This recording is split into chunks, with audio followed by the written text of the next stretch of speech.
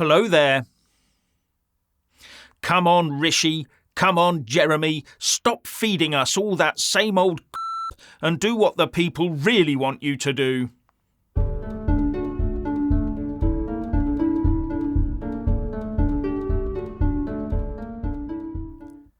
When you look at the front benches, you can see they're all the same and taking us down the same progressive, woke, net zero path to our economic destruction.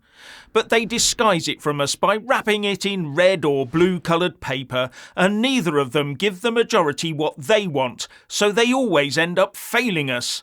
And then we go and choose red or blue again. We, the electorate, must be stupid. We never vote for one of them. We vote against the other of them. And then we flip-flop continually from one fail to the next. When will we learn? We must vote for what we believe in, not against what we fear. When are we going to tell them to do what we want? And a couple of days ago, Rishi Sunak summoned his cabinet team to Chequers to try and find a way out of their self-inflicted political mess. And various pundits and politicians were coming forth with ideas about the sorts of things they could do to change direction. But I said that what would come out would be a change in language to try and convince us that the route they are already following is the right one and nothing would change. And the Chancellor Jeremy Hunt confirmed that today, right down to confirming the full implementation of that multiple tens of billions HS2 white elephant. Taxes will still be high, and when inflation drops from 10% to 2%, it doesn't mean prices will drop. No. If your loaf of bread or carton of milk has gone up by £1 in the last year, it will still be that same high price, and you'll still have to fork out for it. Those high prices are now here to stay, permanently. And it looks like these high and increasing taxes are here to stay as well. So Hunt's calls to get the economically inactive into work might fall on deaf ears.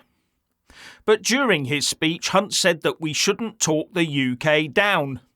But what he and his clueless politicians haven't grasped is that people will always succeed despite governments and despite the obstacles they throw in our paths. So when the right business atmosphere and the right rewards for work are not in place, it holds the country back. And it's the job of politicians to encourage work, growth and reward, not to stymie them. But due to chasing woke and green unicorns, they are unable to do anything but tie an anchor around our aspirations. How can we have growth when the whole concept of going green is not consuming except for the very bare minimum? It is therefore the politicians we are talking down, not the country and its workers. And Labour will be no better, we all know that. So why do I hear that half of GB News viewers want a Labour government? What self-defeating rot is that? And then we hear Rod Stewart rightly saying we need a change of government, but then he totally spoils it by saying, I personally have been a Tory for a long time, but I think this government should stand down now and give the Labour Party a go at it. Why, oh why, are people so blinkered into this two-party state? Come on, Rod, you're better than that. Tell people to vote for what they really believe in, not just say the Blues have f***ed up, so we have to let the Reds in to f*** it up further.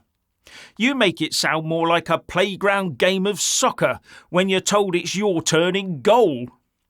Let's be a bit more thoughtful than that. And while Hunt's talking about new tech and AI, the rest of us are being herded into 15 or 20-minute neighbourhoods and told to walk and cycle and emit no carbon. How can forcing people to live in these cloying little enclaves promote economic growth? It doesn't. It does the exact opposite. And no one's asking how the airline industry will function when jet fuel is no longer available. I bet we'll just end up using even more arable land to grow enough biofuels for the rich and powerful to use. One minute the Green Left is talking about the right for millions of people to roam the world at will and turn up here for a better life, and the next they're telling us that it's a crime just to jump into a car and go to the next town or village to visit Auntie. If humans are these nomadic creatures, then stop trying to hem us into little local controllable areas. Anyway, don't bother with what Rishi and Jeremy say, look at what they do. The people of the UK, or at least the ones I communicate with, want a future where they have more freedoms than today, not fewer. They want to be able to go where they want when they want, not when some bureaucrat who's written a bus timetable tells them they can. They want to buy what they need when they need it, and they want prices driven down where possible. And they want the freedom to buy reasonably priced meat. Oh yes, not to be forced to eat Frankenstein, burger mush and bugs. They want a healthcare system that sees patients, an education system that does not indoctrinate, and a police force they can rely on. Oh yes, and on the police force, an HM Inspector of Constabulary, Matt Parr, has come out and said that due to woke quotas, some applicants being accepted are functionally illiterate and find it hard to complete crime reports. And then he went on to imply that policing in the UK should be ethnicity-based depending on where you are, i.e. fewer of the people that look like me should be policing in London going forward. Just give that a thought and the word apartheid instantly springs to mind. The UK public does not want this woke rubbish, and it also does not want its politicians swanning off to big international forums and coming back armed with loads of new ideas on how to run the country down and redistribute any wealth we have left around the planet. Nor do we need to hear the boasts from the likes of the Tony Blair Institute that it's jammed its thought leaders into governments around the world. We didn't vote for any of that. And now over to Richard. As a middle-aged man, I try to keep up to date with modern music and stay in touch with all the latest bands like Bros and the Cheeky Girls. And it's a rare occasion that you don't hear me humming that song by, what's her name? Beyonce, that's right, that song. How does it go? I should be so lucky, lucky, lucky, lucky. Yes, anyway, I am clued up with all this modern music, but I cannot work out why all these young social media influencers are so important. All young ladies do these days is pout in front of a camera, looking like a camel in drag, whilst trying to fit into a bikini that they would actually never wear on the beach. And our young males are now finding puberty is the ceiling of their maturity. And that's it. Our society is broken, and our young have devolved into unthinking, unquestioning mannequins. How did this happen? Was there something put in their school dinners that stunted their cerebral growth? Or is it entirely our faults? I would say it is mostly the latter, and we had better take responsibility for it. But I'm afraid it may be too late. We have sold our rich heritage for a fantasy island. But there is hope, and it comes from a place that I never thought I would mention. So please hear me out. Recently, I have spent time with genuine refugees, not to be mixed up with, well, you know whom I speak of. And there needs to be clear distinction and delineation between these two sets of people who arrive in Britain. Forget the criminals, chancers, and those just seeking an easy life here and wishing to take advantage of our nation's generosity. I am talking about those desperate families, and yes, families, mostly of women and young children, not young combatant-aged males. No, I speak of those in need.